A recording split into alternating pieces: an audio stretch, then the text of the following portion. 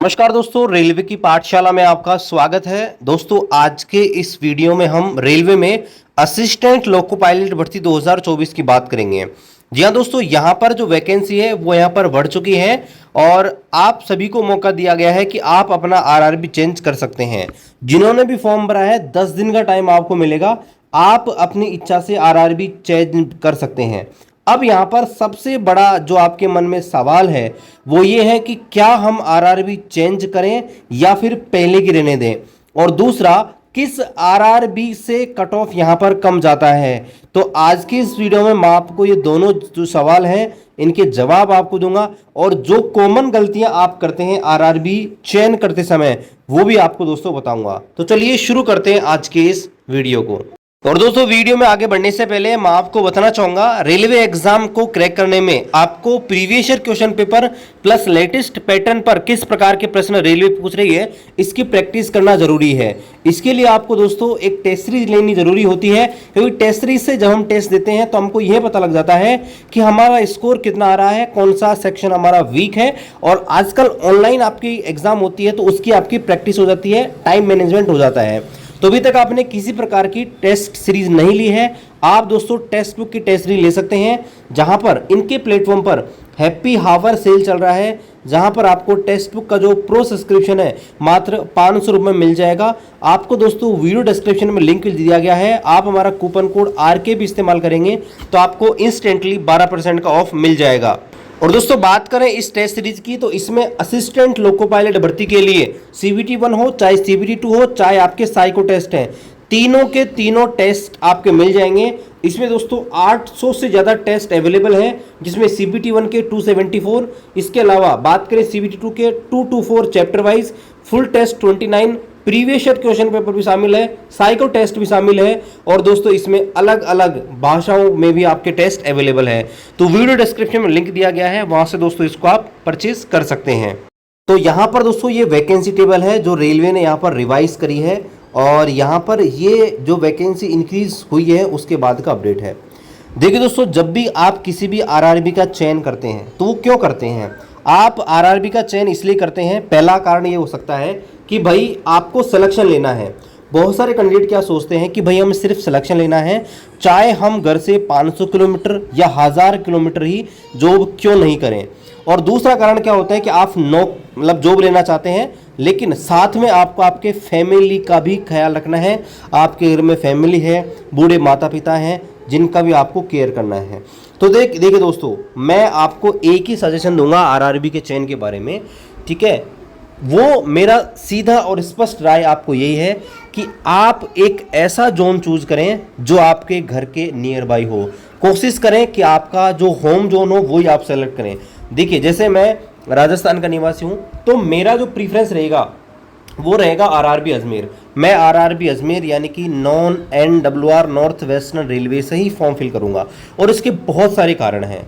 सबसे बड़ा कारण है कि फैमिली जो है, अगर आप अपने जोन में रहते हैं तो हो सकता है कि दोस्तों असिस्टेंट लोको पायलट जब आप बने तो आपका हेडक्वार्टर आपके घर के पास हो। अगर आप असिस्टेंट लोको पायलट की फॉर्म भर रहे हैं और अगर आपका घर जो है वो दूर है आपके हेडक्वार्टर से, मान लीजिए आप राजस्थान के निवासी हैं और आप चेन्नई से फॉर्म डाल देते हो, बेंगलोर से फॉर्म डाल देते हो, तो आपको जो रेस्ट भी मिलेगा तो उस रेस्ट में भी आप दोस्तों घर नहीं जा सकते हैं। जब आप अपनी जो गाड़ी है उसको चलाकर वापस अपने हेडक्वार्टर आओगे, वहाँ आपको जो वीकली रेस्ट मिलेगा, ठीक है, तो उस रेस्ट में आप अपने परिवार के साथ भी नहीं रह सकते, और ऐसे में आपको कई बार तो छुट्टी लेने में मशक्कत भी रहती है। और ये रनिंग की जॉब है, रनिंग की जो नौकरी में दोस्तों सबसे ज़्यादा प्रॉब्लम होती है छुट्टियों की। बहुत बार ऐसा होता है कि त्योहारों पर प्राइवेट सिक बंद कर दी जाती है, और ये रियलिटी है, क्योंकि आपको पता है कि भाई इंडियन रेलवे है 24/7 चलती है।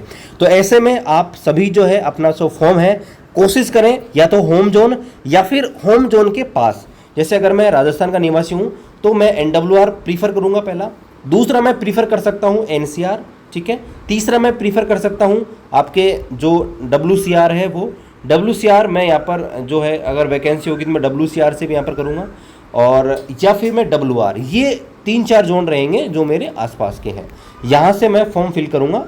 और देखिए, अगर आप NWR में भी अगर आपको मिलेगी तो हो सकता है कि आपको दोस्तों NWR में घर से 500 से 600 किलोमीटर आपको यहाँ पर पोस्टिंग मिले।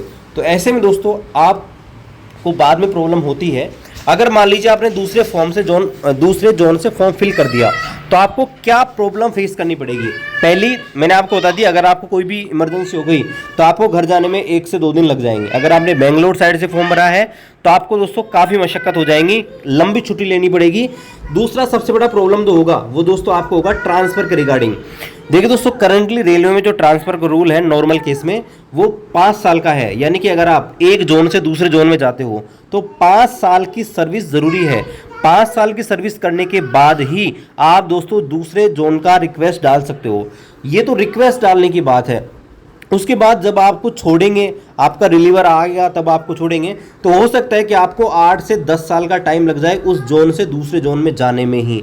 इसलिए ये चीज़ें आपको पता नहीं होती है। शुरुआत में जब कोई कैंडिडेट फॉर्म भरता है ना तो वो क्या सोचता है कि भाई मेरे को जॉब मिल जाए, मैं कहीं भी कर लेता हूँ, ये सबकी चॉइस होती है। लेकिन जब उसका सिलेक्शन हो जाता है ना तब वो सोचता है अरे यार घर के पास तो जाना ज़रूरी है, और घर के पास नहीं तो कम से कम जिस जोन में मैं आता हूँ, जिस आरआरबी में आता हूँ, कम से कम उस आरआरबी में तो मैं चला जाऊँ।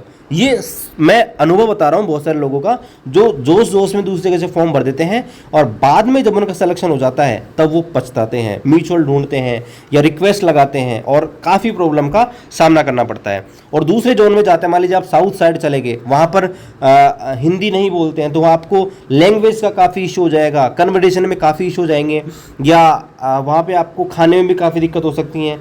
हो सकता है कोई वेज कैंडिडेट हो, वहाँ पर आपको साउथ में जाओगे तो हो सकता है काफ़ी दिक्कतों का सामना करना पड़ जाए। तो ये काफ़ी दिक्कतें हैं जिनको आपको ध्यान में रखना चाहिए। मैं आपको कमियां नहीं बता रहा कि ये होता है, लेकिन हाँ इन चीज़ों का आपको ध्यान रखना चाहिए और तभी फॉर्म फिल करना चाहिए, क्योंकि बहुत सारे कैंडिडेटों को इन चीज़ों का पता होता नहीं है और वो फॉर्म कहीं से फिल कर देते हैं। अब देखिए, मैं आपको कुछ ऐसे जोन ही बताता हूँ जहाँ पर कट ऑफ एवरेजली कम जाता है, ठीक है, कम जाता है।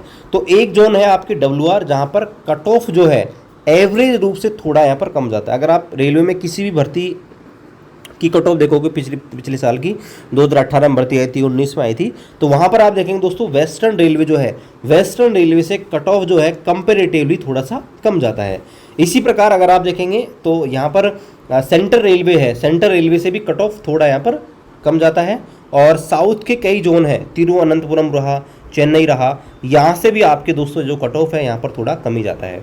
बाकी जो नॉर्थ के जो भी जोन है, चाहे हम बात करें अजमेर की बात करें, चाहे हम दोस्तों बात करें चंडीगढ़ की, चाहे हम बात करें प्रयागराज की या दिल्ली की, दिल्ली जो है प्रयागराज में आता है, तो अगर हम बात करें इनकी, तो इनकी जो कट ऑफ है आरआरबी कोलकाता हुआ या एनसीआर मैंने बता दिया है, ठीक है, तो इनकी जो कट ऑफ है ईसीआर हुआ पटना, इनकी कट ऑफ दोस्तों यहाँ पर थोड़ी ज़्यादा ही जाती है। लेकिन दोस्तों मैं आपको एक चीज़ बताना चाहूँगा, जिस प्रकार का माइंडसेट हम सोच लेते हैं ना, हम तैयारी उसी हिसाब से करते हैं। अगर हमने दिमाग में ये सोच लिया कि भाई हमने ऐसे जोन से फॉर्म भरा है जहाँ पर कट ऑफ कम जाएगी, तो ऑटोमेटिकली दोस्तों आप अपनी तैयारी वैसे ही करते हैं और आपके नंबर कम आते हैं।